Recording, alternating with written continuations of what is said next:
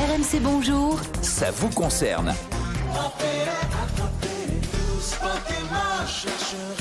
Il est 5h moins 10. Bienvenue sur RMC.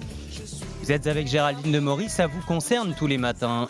Ça fait 25 ans, Géraldine. Il y a 25 ans sortait le premier jeu vidéo Pokémon, c'était sur Game Boy. Et depuis, Pokémon est devenu la franchise la plus rentable au monde. C'est pas prêt de s'arrêter.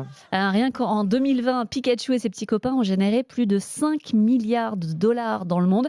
2021 s'annonce encore meilleur. Depuis ses débuts, donc il y a 25 ans, on parle de 100 milliards de dollars de ventes. C'est mieux que Hello Kitty, que Winnie l'ourson, Mickey ou Star Wars, des franchises qui sont pourtant plus anciennes. En France, c'est la marque la plus vendue depuis le début de l'année. Alors vous pouvez pas les avoir ratés, les Pokémon sont absolument partout. Télé, ciné, appli mobile, produits dérivés. Évidemment, les cartes, plus de 30 milliards de cartes à collectionner ont été écoulées depuis la création du jeu. Si vous avez des enfants, forcément vous en avez vu passer. Moi j'en ai tout un tas, elle m'en ramène à chaque fois. Même encore, ça commence à quel âge? À l'entrée en primaire. Je dirais l'entrée en primaire, à peu près 6-7 ans. J'ai encore un petit peu de temps. Ouais, c'est clair. Tant mieux parce qu'il paraît que ça coûte cher. Ça coûte cher parce que c'est plus du tout simplement un jeu d'enfant, c'est devenu une passion pour les adultes et effectivement c'est une passion qui peut coûter très très cher puisque les cartes les plus rares s'arrachent à des prix complètement hallucinants. On parle de plusieurs centaines de milliers d'euros et d'ailleurs c'est plus seulement une histoire de passionnés, des petits malins ont bien compris qu'il y avait de l'argent à se faire.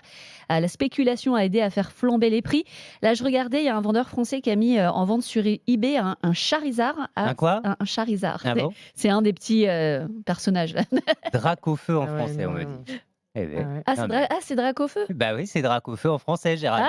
C'est Fallait un peu Dracofeu, bosser d'accord. le sujet, tu vois. Moi, je Tu vois, regardais la carte, c'était marqué Sébastien qui me Charizard. dit ça dans l'oreille, parce que lui, c'est un vrai fan de Pokémon. Bon, 140 000 € si vous voulez l'obtenir. En tout cas, c'est une carte rarissime, il n'y en aurait que 3 dans le monde. Conséquence de ces prix complètement fous, les demandes d'estimation de cartes ont elles aussi explosé. Alors, pour toucher le gros lot, c'est pas la peine de vous ruer dans les magasins pour acheter toutes les cartes possibles. Celles qui valent le plus cher, ce sont les plus anciennes. Il faut qu'elles soient en super état. Donc, quand les cartes de ma fille, je peux les jeter. Le top, ce sont les paquets de cartes jamais ouverts dans les premières séries. Là, c'est minimum 10 000 € pour vous. Et si vous voulez tout comprendre sur la valeur des cartes, il y a la chaîne du youtubeur Logan Paul qui va tout vous expliquer. D'ailleurs, c'est cette chaîne qui a aidé à rendre cool le fait d'acheter des cartes Pokémon une petite fortune. Oui, jamais ouvert, ça c'est comme dans toutes les collections. Il faut que ce soit neuf dans la boîte d'origine. C'est là où ça coûte faudra vraiment cher. m'expliquer l'intérêt. Si vous en avez, expliquez-moi. Expliquez-moi pourquoi.